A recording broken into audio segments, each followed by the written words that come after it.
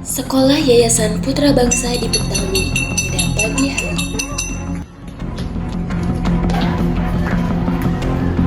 Guru tengah meluapkan kemarahan kepada murid-muridnya, memukul bel berkali-kali dan baru berhenti ketika murid-murid sudah berkumpul semua.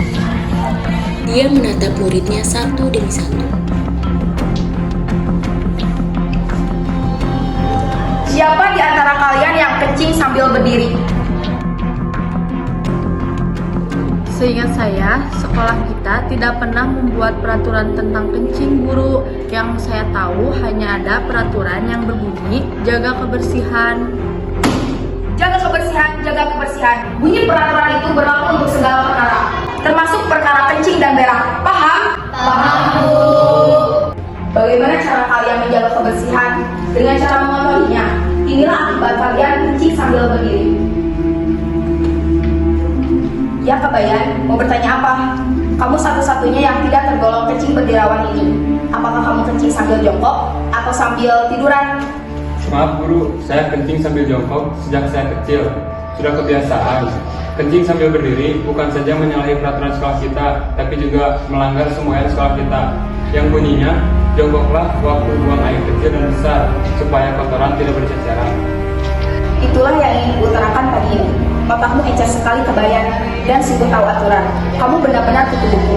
Apalagi kalimat dalam kitab yang kamu baca perihal kencing, agar teman-teman ini yang bebal dapat mendengarnya. Yang keluar saat buang air kecil harus air. Kalau darah itu pertanda kita sakit. Segeralah ke dokter. Bagus, apalagi? Terlalu sering kencing, geser namanya. Susah kencing, mungkin kena sakit kencing batu. Segeralah berobat.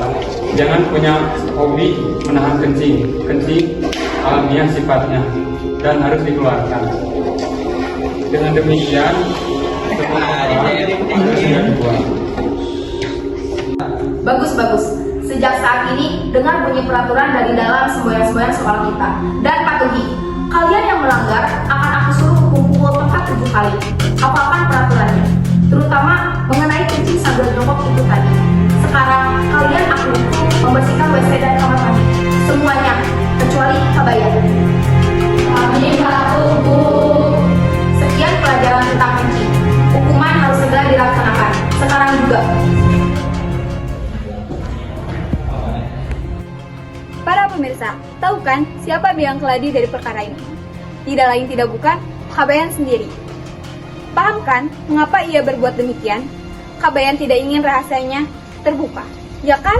Mana mungkin seorang perempuan sanggup kencing berdiri tanpa berceceran. Kalau kawan-kawannya memergoki, bagaimana cara Kabayan kencing? Bagaimana? Kan mereka bisa curiga.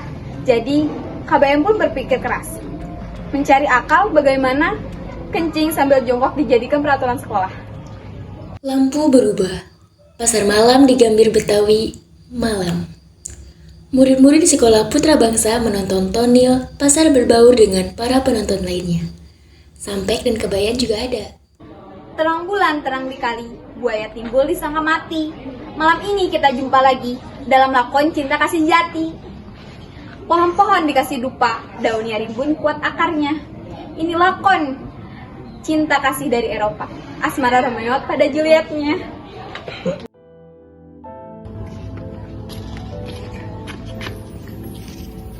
Ibarat bunga, mawar, ataupun kenanga. Kalau ia harum, nama tak lagi penting adanya. Juliet berganti nama sejuta kali pun, asal kau adalah Juliet yang ku kenal sekarang. Duhai, dikau yang ku cinta.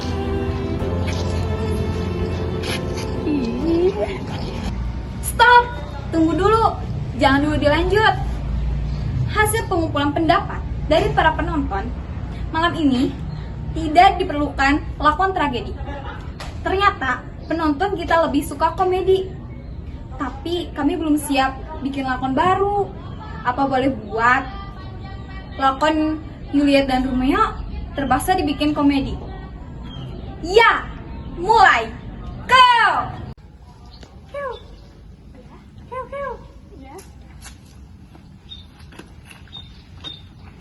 Romeo dan Juliet, dunia baru. Berlomba-lomba kita bergerak maju.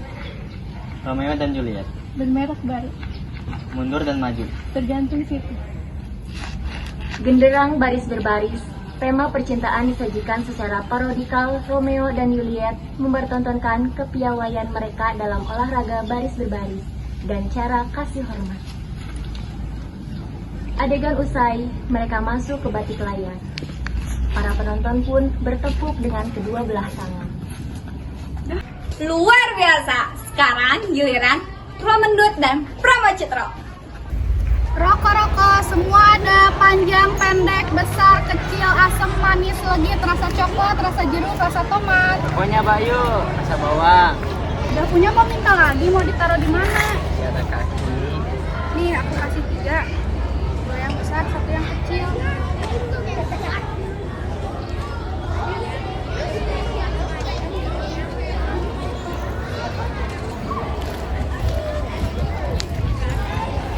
Sukatin, no. Apa-apaan ini?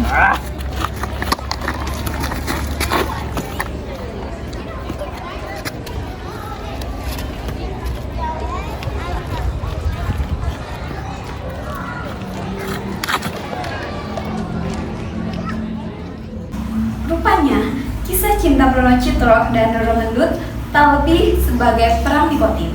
Maka, waktu Wirabunga memang merokok pun dilarang di mana-mana. Tembakau dianggap racun. Jadi, begitu Bruno Citro dan Roro Mendut mati, seluruh petani tembakau dan pabrik rokok juga ikut mati. Pengangguran meningkat dan pajak negara berkurang. Kesehatan warga bertambah maju, tapi para dokter mengeluh karena kekurangan pasien. Hukum sebab akibat. Dilarang itu muncul begini, dilarang ini muncul begitu. Repot. Kekal dan abadikan cinta Romeo dan Juliet. Hanya mautlah yang dapat memisahkan mereka berdua. Kesetiaan Romeo pada Juliet ya akan tetap abadi sampai sekarang. Alangkah indahnya kalau kita berdua bisa begitu. Apa katamu? Jika kakak mau jadi Romeo, aku mau jadi Julietnya. Bagaimana kau bisa berpikir seperti itu? Kita ini sama lelaki dan kita ini adalah orang normal. Ibaratnya kita adalah seorang alu yang hanya mencari lumpang. Kakak benar, tapi juga salah. Aku tidak perlu lumpang lagi, sudah punya. Kamu anak orang kaya, wajar. Kamu ditunangi oleh orang tuamu sejak kecil. Berbeda dengan aku, hanya mahasiswa miskin yang harus bekerja keras demi mencari kekayaan dan mencari seorang calon istri.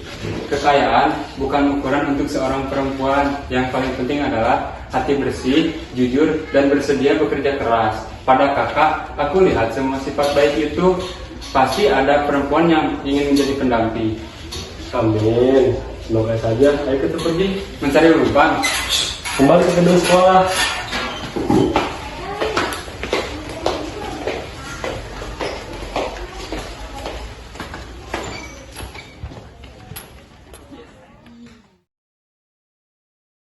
Merah dicampur kuning jadi warna jinta, putih dicampur hitam berwarna pemuda. Bagai beda rasa, bagai pohon dan tanah, bagai bulan datang matahari, sampai kabayan duet serasi. Tali persahabatan tersimbol abadi sepanjang zaman di bumi atau langit. Dilukai